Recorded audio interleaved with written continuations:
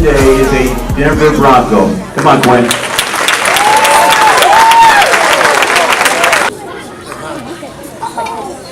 How's everybody doing?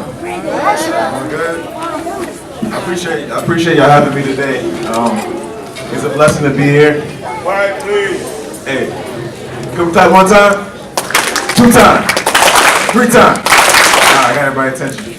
Alright, so look, it's like I said, it's a blessing to be here. I played when I played Pop Warner when I was young. I played for Temple Tigers, but look, we're all watching New York Pop Warner football, so it's all love here.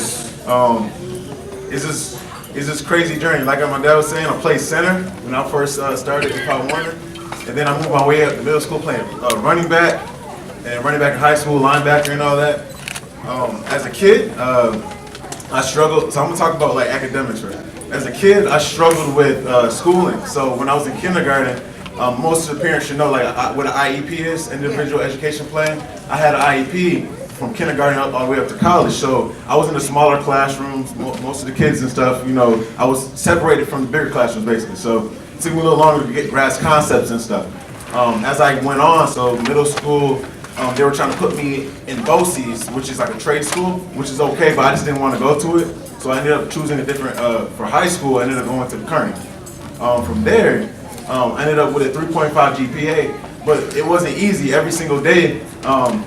And I will tell you about this, like every single day after school, I would have to I would stay with my teachers and like go over work and stuff to make sure I was on point with everything. Because if I didn't, with me, I know myself, if I wasn't doing extra, then I was gonna fall behind the 8 ball and fail tests. So I made sure I stayed after my teachers. I would go to my parents and say, hey, can you help me with some stuff? Even if they knew a little bit, like I would go over whatever work possible. So I encourage you guys, like with your parents or guardians, make sure you go over your work. It's so important. And next thing is, I would say is, as I went to college, again, I carried the IEP, right? So there's about 105 guys on my team, right? For this whole semester of like 2013 and 14. I was out of my whole group, it was me and 2 other guys that finished with a 4.0 GPA for those semesters. And a kid with an IEP, and then going to college and doing that, like a lot of people were surprised. So after college and stuff was over, ended up getting my degree in sports broadcasting and journalism. I actually internship here in Rochester at News 8, News 13, News 10. So I did all that stuff in high school. When I went to college, my college was next to New York City. So I ended up going to ABC, CBS, all these different news stations. So making connections. All right, now I'll go to the football aspect of stuff. So, like I was saying, I played center, and that humbled me a lot, and it made me work harder so I could work to play like running back and stuff one day. So, as I got older, when I was at Kearney, I had a good career at Bishop Kearney. Went to Rutgers. Took me a little while to get going, but I started for 2 years there. I played very well. Ended up, having an opportunity to play in the N.F.L. So.